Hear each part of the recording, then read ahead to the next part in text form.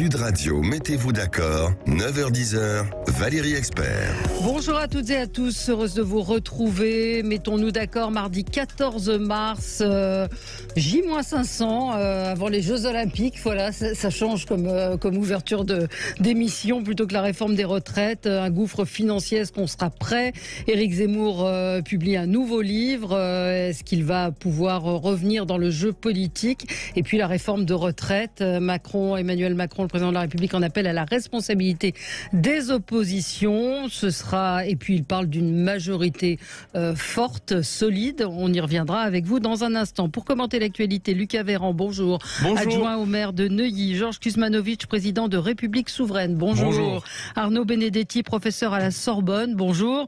Et vous êtes rédacteur en chef de la revue, l'excellente revue politique et parlementaire.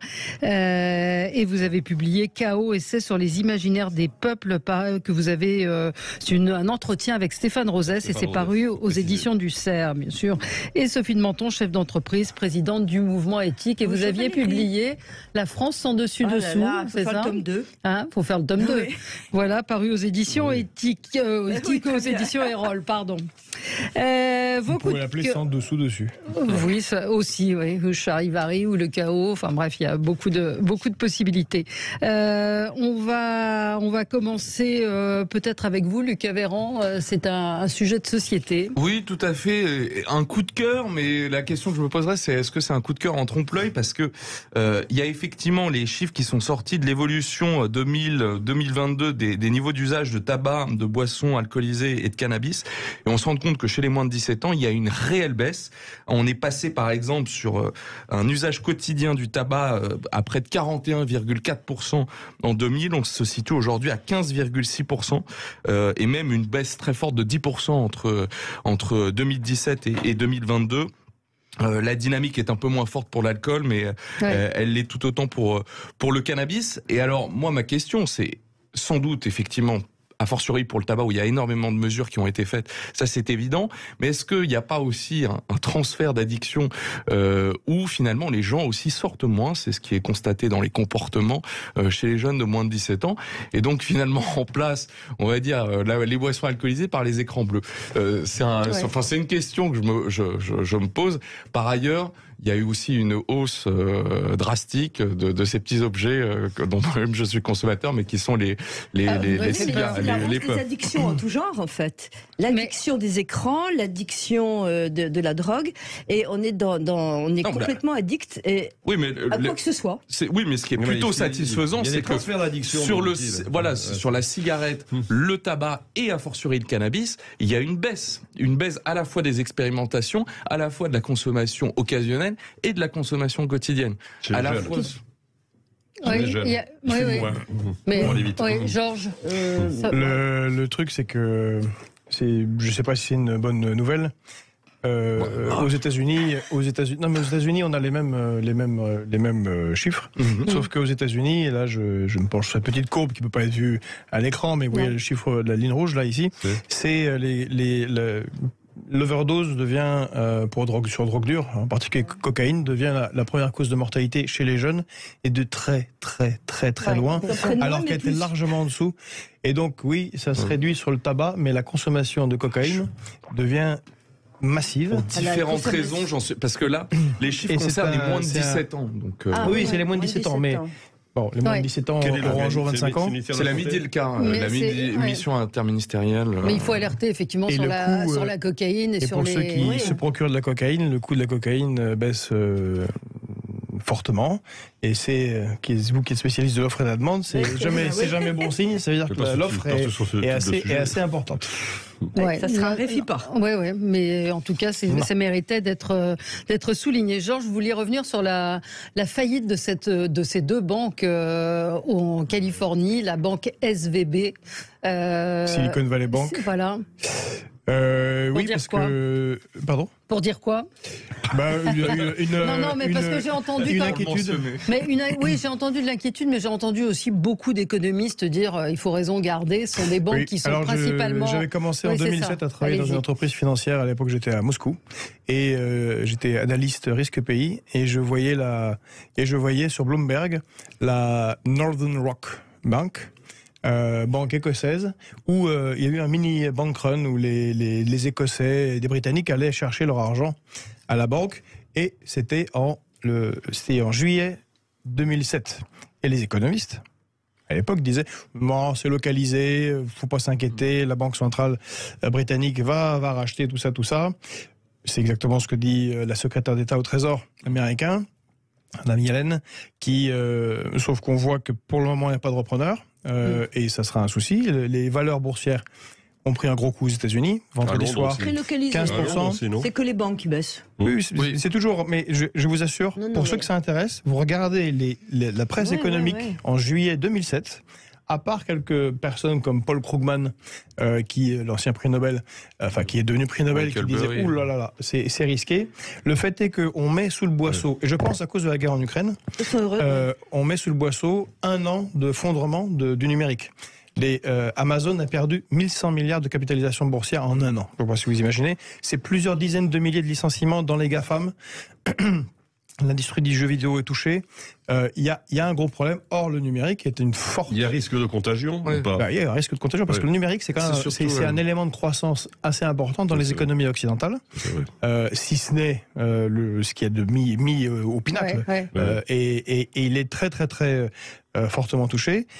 Alors pour le moment, il n'y a pas contagion. Mais typiquement, c'est le genre de choses où il peut y avoir contagion. Mais le pire, c'est la panique. Mon coup de gueule, c'était les traders. Mais bien sûr, parlez bien dans le micro, allez-y, Georges, terminez. Vous avez raison, Madame de Menton, c'est les traders. Les traders, c'est des gens qui tournent tous les 10-15 ans, parce que c'est un métier extrêmement épuisant. Or, les traders qui ont connu la crise de 2007-2008 ne sont plus là. Ou quasiment plus là. C'est tous des jeunes.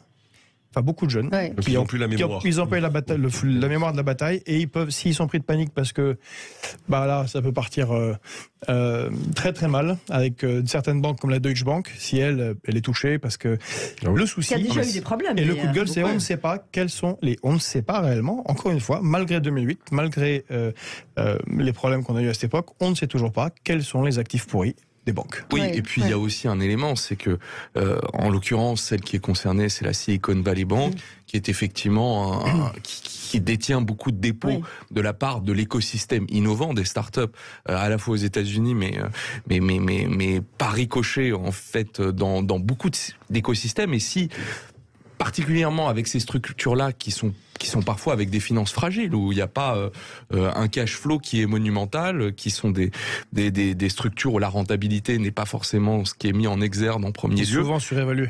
Voilà, il peut y avoir effectivement un assèchement toute cette... Parlons de la France, parce que ça nous intéresse beaucoup. On a un système bancaire, on râle tout le temps contre nos banques, qui est formidable, qui est vraiment efficace. La BNP, il y a 8 jours, on était autour de cette table en train de hurler parce qu'elle avait des super profits, alors que on est effectivement très content que nos banques soient bénéficiaires. Et donc je pense qu'il faut aussi raison garder, et qu'il ne faut pas en rajouter. Le système français, il me semble vraiment, je touche du bois, est à l'abri. La panique n'empêche pas la lucidité non plus. Et c'est vrai que quand on voit ce qui s'est passé avec le Crédit Suisse, quand on voit ce qui se passe avec un certain nombre d'établissements bancaires, si justement dans l'Union européenne, d'un point de vue général, et a fortiori en plus en France, il y a des règles prudentielles qui permettent de prévenir un certain nombre de risques, il faut aussi considérer que l'environnement économique dans lequel nous évoluons, où effectivement la planche à billets a été sans doute une règle, dans le sens où les niveaux d'endettement ont été inédits, le sont toujours, finalement crée un moment une fragilité, il faut avoir ça à l'esprit. Et mais ça n'empêche pas forcément. Il faut penser à autre chose. Dans un contexte, c'est une fuite en avant à ce moment-là. Dans un contexte international où les Chinois et les Russes peuvent appuyer sur l'accélérateur, dans la mauvaise direction pour nous. Les Russes, alors on a entendu Bruno Le Maire hier, en tout cas, qui rassurait les Français. Voilà. C'est son rôle. C'est son rôle aussi. Keep cool. Allez, keep cool. Keep cool. Allez, on se retrouve dans un instant avec vous, 9h13 sur Sud Radio. Sud Radio, mettez-vous d'accord, 9h-10h, Valérie Expert. Avec vous sur Sud Radio jusqu'à 10h, Sophie de Menton, c'est un coup de gueule. Oui, c'est un coup de gueule parce que c'est un coup de gueule en plus que j'ai vécu. Je pensais qu'on avait un peu évolué sur le sujet. Je vois qu'il y a, vous savez, l'enseigne Camailleux, qui par ailleurs d'ailleurs fait faillite, vient de perdre un procès parce qu'il y avait une vendeuse voilée. Qui a porté plainte pour discrimination. Voilà, parce qu'on lui a demandé d'enlever son voile, etc. Et je trouve très grave qu'on ne laisse pas l'entreprise, qu'on ignore complètement l'image de marque, qu'on ignore complètement le désir des clients. C'est vrai qu'avoir une vendeuse voilée, c'est juste très difficile. Imaginons une parfumerie. D'ailleurs là, c'était un organisme de mode. Et l'image de l'entreprise, les souhaits du patron, etc., la tenue... Rien, le patron a tort, point final. Donc je trouve ça très grave.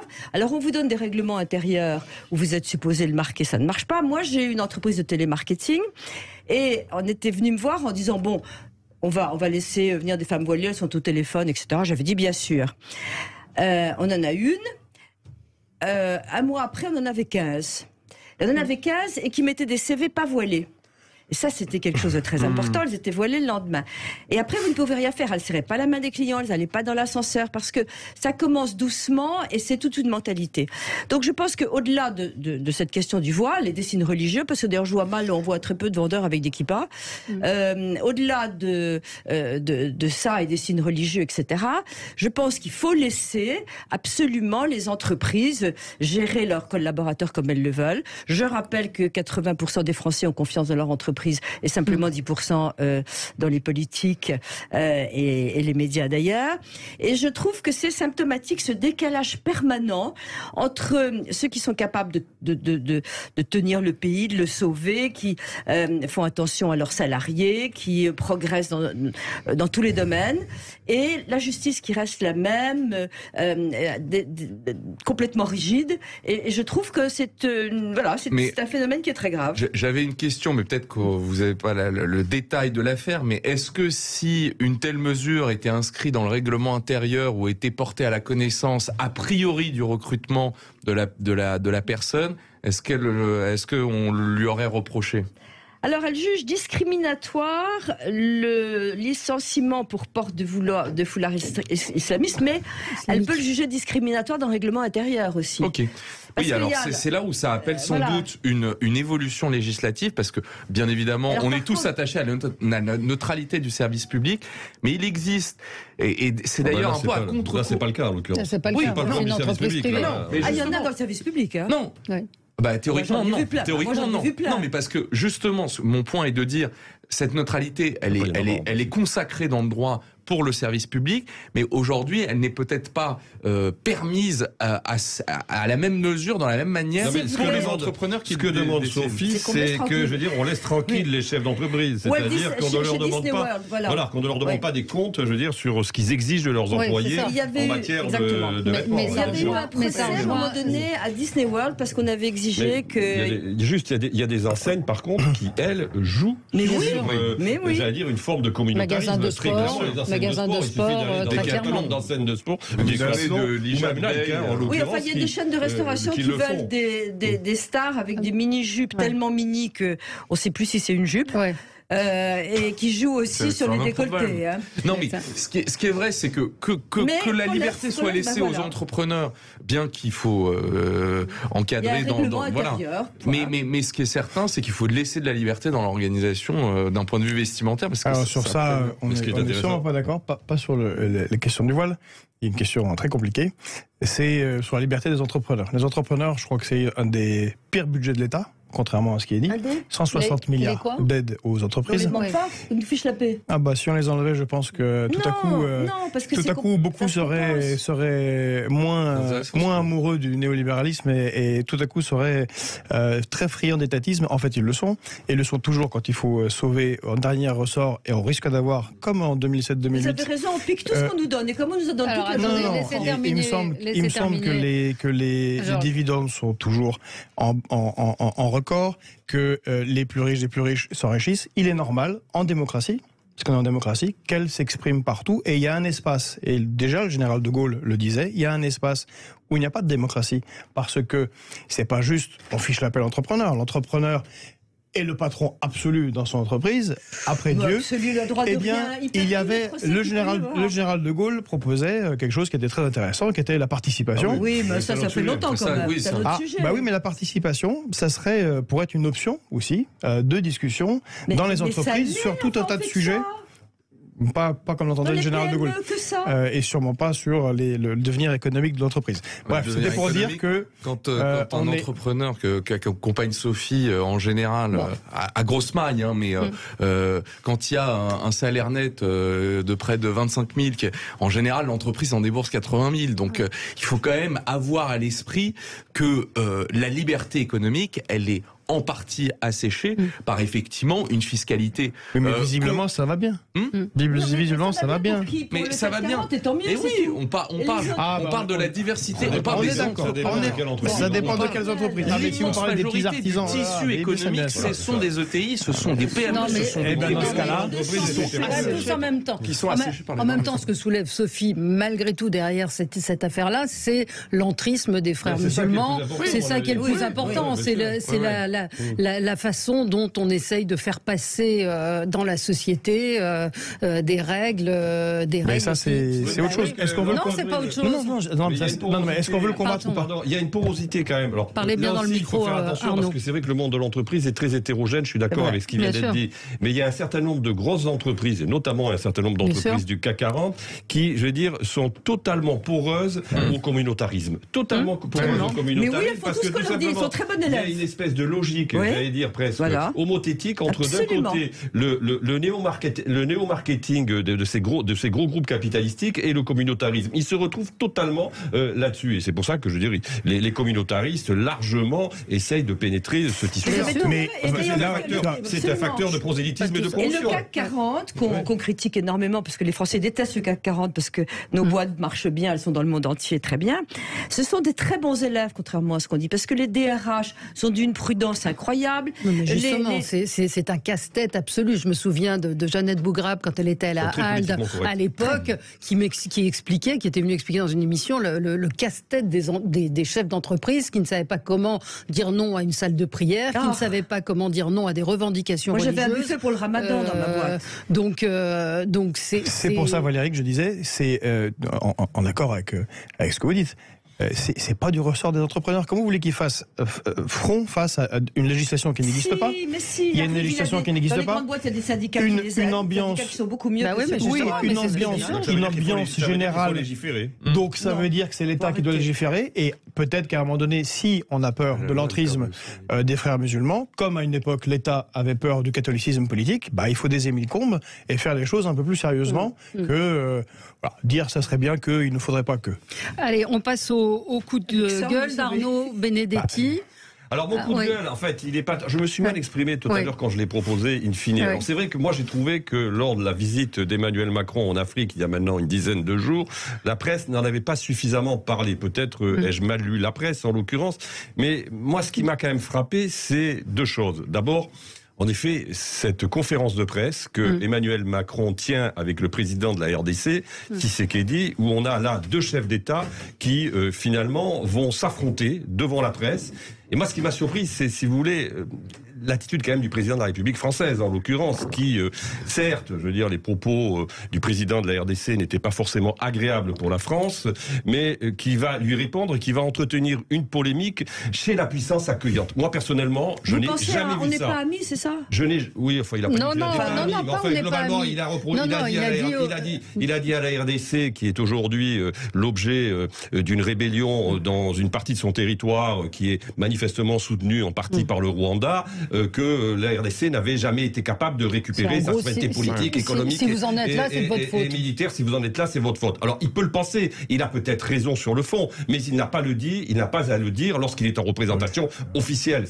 Je trouve, un très mauvais message qui est envoyé, surtout au moment où on dit qu'on veut rompre avec la France-Afrique. Je crois que comme message néo-paternaliste ou néo-colonialiste, on fait guère mieux que la façon dont Emmanuel Macron a tenu ses propos. Donc je suis, moi, extrêmement choqué, et je trouve que quand même, malgré tout, alors certes la presse en a parlé, mais je trouve qu'on en a insuffisamment parlé, parce que ça traduit quelque chose, je veux dire, du comportement du président de la République, ça traduit quelque chose du comportement de cet exécutif qui considère que finalement il n'y a aucune limite. On peut dire, faire tout C'est Sarkozy qui avait déjà dit qu'ils n'étaient pas à la hauteur. Non, il avait parlé l'homme africain. Attendez, c'est un peu le genre. 9h27, il y a la pub, mais on continue à en parler parce qu'on n'a pas parlé pour le coup des conséquences en Afrique et des réactions après cette visite du président. À tout de suite. Sud Radio, mettez-vous d'accord, 9h-10h, Valérie Expert. On continue de débattre, c'est animé ce matin et on parlera de la réforme des retraites. Je crois que tout le monde en a ras-le-bol. Je ne rencontre pas une personne qui me dise pas je n'en peux plus. Là. Mais bon, mais ce qui va se passer au Parlement va être intéressant. Là, il y a l'ajout de politique effectivement qui est intéressante.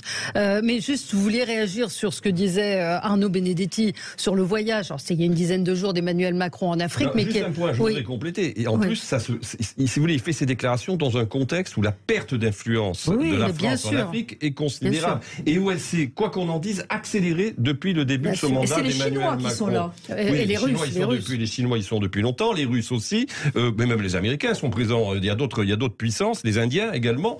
Mais nous, on recule progressivement, à la fois sur le plan culturel et sur le plan économique. Oui. pas français encore, Georges. La visite d'Emmanuel Macron était catastrophique. Elle était dans le genre Emmanuel Macron. Je vais faire un tour d'estrade et tout ira bien, je vais régler les problèmes. Or, Emmanuel Macron est celui qui a entériné la destruction définitive de notre système diplomatique qui était le deuxième mondial. Si, même M. Haro, qui l'a conseillé en 2017, le dit clairement, la suppression du système de recrutement du corps diplomatique est délirante. Je rappelle qu'effectivement, quand les Russes envoient Wagner et prennent des zones en Afrique qui étaient françaises avant, eh bien, ce ne sont pas les seuls. On parle d'eux, mais on ne parle pas beaucoup du Gabon et du Togo, qui au mois d'août de cette année sont passés au Commonwealth. Le Gabon, qui était quand même un parangon de la France-Afrique, ça veut dire que c'est un effondrement de notre côté. Les Russes, comme les Britanniques, attaquent là où c'est fragile. Souvenez-vous le voyage d'Emmanuel Macron en Algérie. Mais c'est une catastrophe. Du même ordre. Venir, soi-disant, faire des concessions incroyables sur l'histoire. Ce qui nous brouille avec le Maroc encore plus. Oui, et qui nous brouille avec le Maroc. Et une semaine après, l'Algérie, où on s'est moqué de Macron dans les médias algériens pendant une semaine, et de la France, demande l'entrée dans les BRICS et signe un contrat de 12 milliards de dollars d'achat de matériel militaire russe. C'est vraiment... Mais on passe pour des idiots. Il faut vraiment que ça cesse. Et il a, dans la conférence de presse, avant son départ, il avait une attitude paternaliste. À nouveau, ça fait combien de siècles qu'on a une attitude mais avec un discours de rupture. Avec un discours de rupture. Enfin, je trouve que c'était offensant et véritablement humiliant pour l'État qui l'accueillait. Quoi qu'ait dit le président de la République de RDC. C'est ce que tu disais, ça ne se fait pas. Ça ne se fait pas en privé. Ça a commencé avec Macron ou ça n'a pas commencé avant? Non, ça c'est vraiment, là ça s'est accéléré avec Emmanuel Macron. Alors je sais qu'il y a le discours de Nicolas Sarkozy qui avait été très critiqué à Dakar, mais ça n'avait strictement rien à voir. C'était un discours officiel dont on peut contester, et les Africains n'ont pas manqué de le faire, le contenu, mais je veux dire, on avait gardé les formes, je veux dire, de respect vis-à-vis des puissances qui nous accueillaient. Là, et Emmanuel Macron avait déjà fait au Burkina Faso, absolu. Au Burkina Faso il y a 4 ans.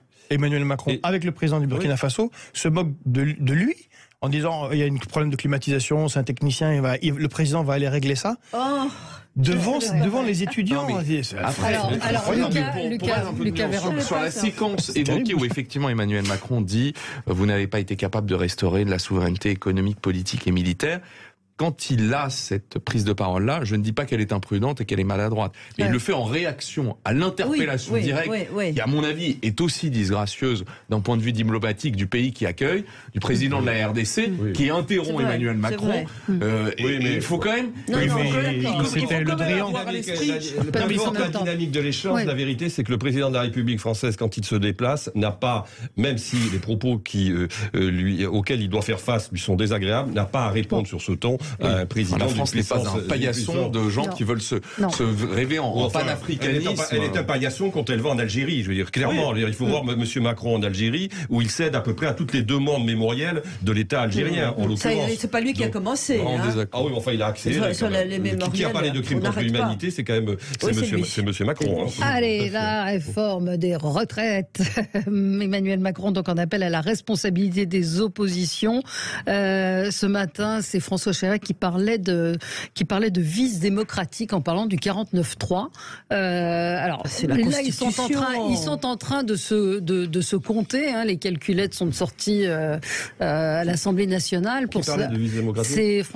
C'est non, pas François Chirac, j'ai dit une bêtise.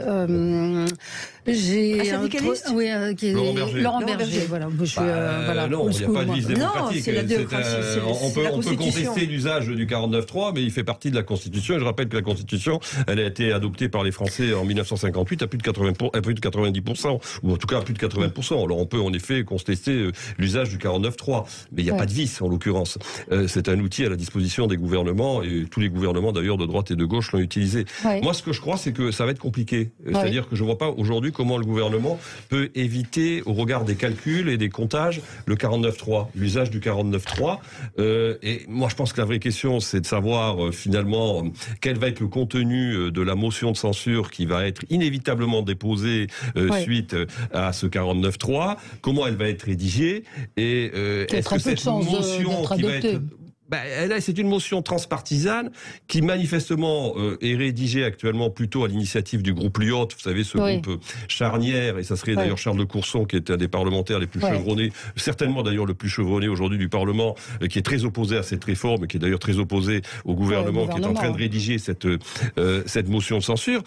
Ça va être juste, hein. Vous savez, moi je me souviens, il y a très longtemps, j'ai été assistant parlementaire. C'était dans les années 80, en 89. C'était au moment où Michel Rocard était Premier ministre, et Michel Rocard, c'est l'homme qui avait institué, il faut s'en souvenir, la contribution sociale généralisée. Et la CSG à l'époque, les groupes d'opposition, les groupes centristes, les groupes de droite, le groupe communiste et le groupe communiste également, avaient décidé de ne pas la voter. Et Michel Rocard avait dû faire face à une motion de censure. La motion de censure avait failli être adoptée à 6 mois près. Et alors que la majorité de Michel Rocard à l'époque était beaucoup moins relative que celle de Madame Borne. Donc dire qu'il n'y a pas de risque aujourd'hui à ce stade pour Madame Borne, ce n'est pas si évident que ça. Alors je dis pas que c'est sûr, mais en tout cas il y a quand même un petit risque. Alors ce qui est très intéressant, c'est que si ça passe, il n'y a pas de 49.3. Et donc l'Assemblée élue par le peuple a voté. Bon.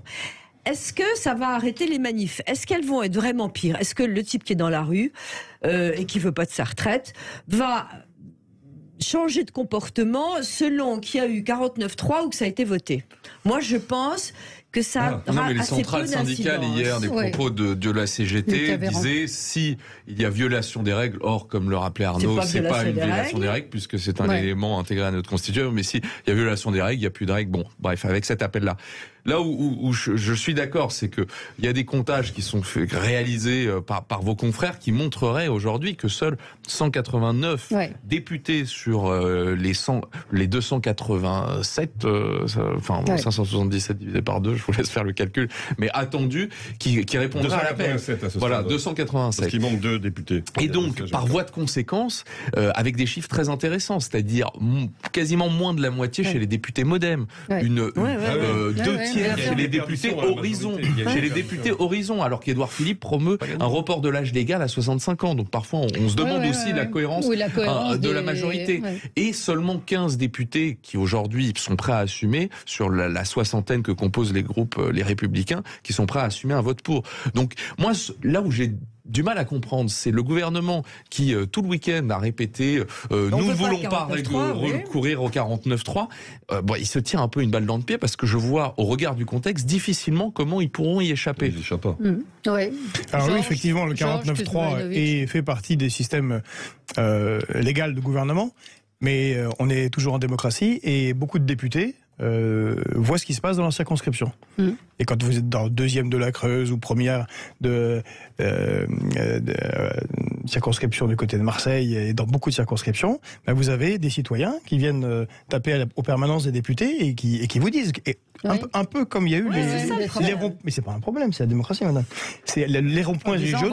On verra ce que vous allez voter. Je vous rappelle quand même, on est en démocratie. Alors, ils ont le droit, puisqu'ils ont gagné les élections, mais 80% des Français sont contre cette réforme, dont 93% des salariés.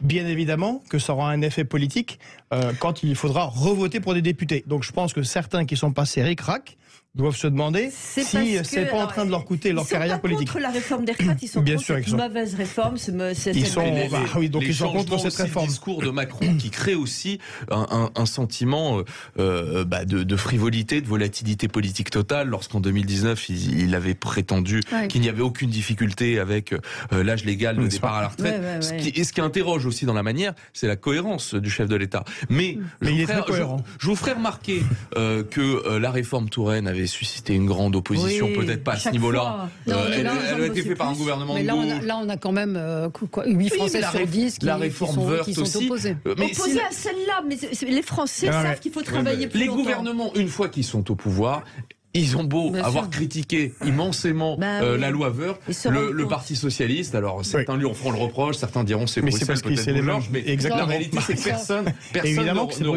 ne revient en mais la difficulté, c'est que cette réforme, elle est considérée par une partie des Français comme injuste et par une autre partie comme inefficace. Donc, si vous voulez, elle cumule tous les problèmes. Mais c'est-à-dire inefficace par ceux qui veulent réformer et qui considèrent que vraisemblablement il faut allonger l'âge de départ à la retraite, mais aussi totalement injuste par ceux qui considèrent qu'en effet l'allongement est totalement. Et puis en 2006, il n'a pas d'autre choix. Il peut pas dire ok, c'est fini. Il peut pas dire c'est fini, je recule. En 2006, la loi sur le CPE de Villepin était passée, et pourtant. Avec la mobilisation après le vote de la loi. Mais parce qu'il y avait les jeunes. On sait jamais on sait jamais quelle va être la dynamique au printemps. Ce serait effondrant qu'il y ait des jeunes qui soient dans la mais bien sûr que oui. Mais juste une chose. Adopté, pour l'instant, elle n'est pas adoptée. Non, c'est vrai. D'abord, il y a la commission paritaire mercredi. Ça va donner. Elle est forcément adoptée. Les sénateurs. Il n'y a pas de forcément adoptée. Oui, en principe, elle devrait être conclusive. Mais après, je dis pas du tout. On n'est pas du tout sûr qu'elle soit adoptée jeudi à l'Assemblée nationale. 49.3 dans ces cas-là. On verra. Mais sauf que c'est pas. Il y a une nuance. Est-ce qu'il y a une nuance si elle est adoptée au Parlement ou si c'est le 49.3 ? Elle est adoptée si c'est le 49.3 de toute façon. Oui, mais contre l'avis des députés. Est-ce que ça va avoir un impact ? En fait, le pari que fait le gouvernement, c'est de dire que de toute façon, une fois qu'elle est adoptée, il y aura un effet psychologique et qu'il y aura une démobilisation. Et que de toute façon, tous les sondages ont montré que les Français considèrent que quoi qu'il arrive, elle va être adoptée. Donc ils jouent là-dessus. Mais après, si vous voulez, il y a quand même des tas de ferments aujourd'hui dans la société, l'inflation, etc., qui peuvent raviver un mouvement social d'ampleur. Et le 49.3 n'arrangeront pas vraisemblablement. Ils sont résignés mais furax. Oui, et ça d'ailleurs, j'ai été stupéfait. Alors je sais que c'est pas une prise de parole assumée et directe, mais d'un propos rapporté d'un conseiller, je crois dans l'opinion, qui disait que la seule chose qui pourrait faire revenir Emmanuel Macron sur cette réforme, c'est un mort dans la rue, vraiment une stratégie de pourrissement. Non, mais ce que je veux dire, le mauvais signal qui est envoyé, bien que moi je suis tout à fait favorable à la réforme et fondamentalement, je rejoins ce que vous disiez, il faut la faire. Bon, bref, c'est pas le sujet, mais c'est dire finalement suite aux mobilisations syndicales qu'il y a eu de qualité, dire que le seul truc qui pourrait faire reculer, c'est la violence, et moi je comprends Laurent Berger dans la méthodologie qui dit les Gilets jaunes ont été capables d'obtenir 12 milliards en foutant le bazar devant l'Arc de Triomphe, et nous, de manière pacifique, ça interroge aussi. C'est les médias, bien sûr, qui en mettent des couches et des couches. C'est pas seulement les médias. C'est pas seulement les médias. Non, mais c'est quand même le Parisien qui dit s'il y a un mort dans la rue, c'est la seule chose. Mais ils rapportent un propos, ils font leur boulot. C'est quand même pas négligeable. Ils rapportent un propos du président de la République. Ils sont obligés d'en parler, les médias. Ils rapportent un verbatim d'un proche du président de la République. Oui, ils rapportent un verbatim d'un proche. Bon, voilà. Mais contrairement à ce que vous pensez, monsieur Véran et madame Sophie de Menton, je suis désolé, encore une fois, 80% des Français sont contre cette réforme parce qu'ils ont parfaitement compris en quoi M. Emmanuel Macron est rationnel. Dans 93% des actifs. Oui, excusez-moi. Ils sont contre mais pas du tout. M. Macron a dit qu'il veut rompre avec le consensus de 1945. Ceux qui connaissent notre histoire savent très bien ce que ça veut dire. C'est rompre avec le Conseil national de la résistance, rompre avec le programme des jours heureux, rompre avec la retraite par répartition. Car avec le système de retraite, tout le monde a compris que l'immense mensonge de ce gouvernement, qui est insupportable, c'est de dire qu'ils font cette réforme pour sauver la retraite par répartition, alors que c'est bien le contraire. Ce qu'ils font, c'est pour la détruire. Allez, on marque une pause, on se retrouve dans un instant. À tout de suite. Sud Radio, mettez-vous d'accord, 9h-10h, Valérie Expert. Trop court, effectivement, vient de dire Sophie de Menton, puisqu'on évoquait les poubelles, puisque plusieurs villes sont touchées en France. Bon, peut-être qu'on peut en parler. Allez, la réforme des retraites, on verra ce que ça va donner jeudi à l'Assemblée. Non, vous vouliez encore dire quelque chose sur ce qui peut se passer. On va pas faire Madame Irma. Ouais, c'est Arnaud qui a raison, Arnaud de Benedetti. C'est intéressant de voir ce qui va se passer jeudi. Ça se trouve, le gouvernement va devoir recourir au 49.3 et on aura une rupture. On aura une rupture, non pas de l'égalité, mais de légitimité très très grave dans un contexte de crise internationale, géopolitique, économique, énergétique, qui peut très très mal tourner au printemps. Mais en tout cas, moi ce que je trouve interpellant, c'est que finalement, si on fait un peu une rétrospective sur un peu les débats qui ont entouré la réforme des retraites, je trouve, et la responsabilité est vraiment partagée entre le gouvernement et les oppositions, on a passé quasiment plus de temps à débattre des modalités parlementaires, du bazar à l'Assemblée nationale, de l'opposition entre la manière dont ça se déroule au Sénat et à l'Assemblée nationale. On a passé plus de temps finalement à s'intéresser au Parlement, très bien, mais que de débattre du fond de la réforme des retraites. Il y a plein de sujets sur lesquels il y avait des propositions qui étaient intéressantes. Tous les gens sérieux qui ont travaillé dessus ont montré que c'est vraiment injuste et absolument inefficace et inutile. Si les Français sont aujourd'hui défavorables à cette réforme, ils ont très bien compris le contenu de cette réforme. Oui. C'est pas une absence de pédagogie du gouvernement ou des gens qui étaient favorables à la réforme. Non, c'est parce que elle est quand même très compliquée. Si on pose des questions, elle est atrocement compliquée. Parce que n'oublions pas qu'elle a été injuste, qu'elle est mal foutue, que c'était pas le moment. Je suis d'accord sur tout, mais il faut qu'elle passe. Bon, mais pas comme ça, pas en l'état. Mais en l'état, elle va donner quoi cette réforme? Un nombre de trucs dingues, mais je vous demande pas ce qu'il en est des détails, parce que personne ici est capable de le dire. Le problème, c'est qu'elle règle rien cette réforme. Non, en plus. Rien. Dans quelle mesure elle commence à régler. Donc on est d'accord, c'est une réforme inutile. Elle commence à régler. Mais d'abord, attendez, il n'y a pas de problème à ce financement de la retraite. De un, il n'y a pas de problème. Et puis deux, je suis désolé, c'est répété comme un mantra tout le temps. Nous sommes, il y a moins d'actifs pour plus de retraités. Point. Mais par contre, ne pas parler de la hausse de la productivité qui a été multipliée par 3,5 en 40 ans, de la hausse de la productivité. Et qui est en train de baisser à nouveau. Oui, mais elle a été multipliée par 3,5. Donc si vous faites un rapport de 3, il n'y a pas de problème. Et donc c'est pas un bon argument. Mais non, c'est pas ça. Non. Mais bien sûr, c'est le sujet. Mais c'est l'argument numéro 1 sur les fiches de salaire qui va au système des retraites. C'est fondamentalement hyper inégalitaire. En plus, les jeunes générations. Donc vous allez faire une loi où il y a des gens qui vivent moins longtemps parce qu'ils sont dans des métiers difficiles ou qui sont dans des catégories populaires qui vivent 7 ans de moins en moyenne, qui vont donc financer des retraites de gens qui vivent plus longtemps, qui eux pourront vivre plus longtemps et donc aller à une retraite plus tard. Ça, c'est injuste. Attendez, vous me prêtez des propos que j'ai absolument pas tenus. Non, mais c'est ce que je dis. Ça va aggraver les injustices entre les classes sociales parce dans notre pays. Qu'il faut prendre, effectivement, quand vous regardez juste le déficit des administrations de la sécurité sociale, il est 0,5 points du PIB, c'est rien.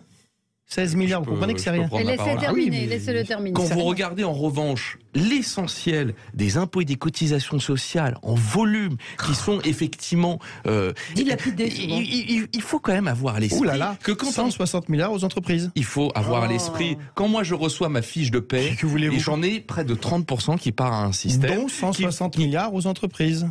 Mais c'est rien, 160 milliards. Mais si, parce que vous voulez dire que ça va dans le service public, ça va dans les trucs qui servent à rien, ça va avec tous ces feignasses qui reçoivent trop d'argent à la fin du mois. Mais oui, c'est ça que vous pensez. Exactement, je vous prête les 160 milliards sont résiduels quand vous regardez l'importance des dépenses effectivement sociales. C'est près de 60% de la dépense publique, les dépenses sociales. Donc vous pouvez choisir d'être dans le déni. Moi, malheureusement, je m'y résous à ne pas y être et je pense que le gouvernement est confronté aux mêmes difficultés et quand des gouvernements de gauche était au pouvoir, c'était la même chose. Parce que il y a un peu de lucidité au pouvoir à avoir sur la gestion des finances. Je ne dis pas que ça résout tout cette réforme. 3 000 milliards de dettes. Pour quelqu'un qui a une lucidité sur la gestion des finances publiques, il faut vraiment, c'est du ridicule. Oui, sérieusement. 3 000 milliards de dettes. Et encore, souveraine. Mais vous croyez que je m'en réjouis ? Plus 3 000 milliards. Ben non, mais ce sont des gens qui depuis 7 ans expliquent qu'eux, ils gèrent bien. Des subventions données par le gouvernement ? J'ai plus le chiffre en tête, c'est plusieurs milliards. Ne serait-ce que les subventions. Alors, oui, dont 160 milliards de subventions aux entreprises. L'État est dispendieux. Et l'État est dispendieux d'abord par son modèle social. Oui. Et l'idée, pas de dire il faut mettre à mal le modèle social. Oui, c'est ce que vous disiez. Je vous prêtais les propos que vous tenez. Mais parce que c'est la réalité, quand vous regardez en volume et en valeur les dépenses sociales du pays, c'est ça qui structure l'essentiel des dépenses publiques. Vous avez 11 millions de pauvres qui ont augmenté. Vous avez 3 fois plus de gens qui ont recours à l'aide alimentaire, à la banque alimentaire. Vous avez 12 millions de mal logés. Vous pouvez encore supprimer des aides sociales si terribles qu'il faut que les gens vont si bien. Je veux qu'il y ait... Et avec l'inflation qui va être selon 60 millions de consommateurs de plus 20% pour 2023 sur l'alimentaire, je vous souhaite bon courage avec ce genre de discours au mois de mai prochain. Je dis juste pas des raccourcis. Regardez le niveau de l'école, on en parlait. Le niveau de l'école qui s'effondre, le niveau de rémunération des enseignants qui est complètement à l'arrêt et qui, quand vous regardez... Ah ben bien évidemment. Ah bah donc il faut augmenter le budget de l'État. Allez, on va pas trancher. Il reste 3 minutes, donc on va pas pouvoir parler des Jeux Olympiques. Juste cette magnifique photo tweetée par Emmanuel Macron il y a à peine 1 heure de Paris, cette projection de la Seine avec les gradins. Non, mais justement cette ville magnifique avec les gradins où tout va bien. Quand on lit les projections sur les Jeux Olympiques, il y a de quoi être inquiet. Bon, on aura l'occasion d'en reparler. Un mot sur les poubelles, parce que visiblement il y a des camions qui ont été envoyés dans la nuit, en tout cas en ce qui concerne Paris, de sociétés privées pour tenter de réguler un petit peu ces tas de poubelles qui s'amoncellent. Mais surtout, moi j'ai été sidérée par les propos d'Anne Hidalgo et d'Emmanuel Grégoire qui disent si vous voulez qu'il n'y ait plus de poubelles dans les rues, retirez la réforme des retraites. Oui, c'est même pas arrêter la grève. Ils soutiennent la grève officiellement, donc ils soutiennent la grève des poubelles. C'est-à-dire que la maire de Paris soutient la grève des éboueurs. Alors qu'elle n'a jamais rien dit contre la réforme Touraine. Je ne me souviens pas qu'il y a eu...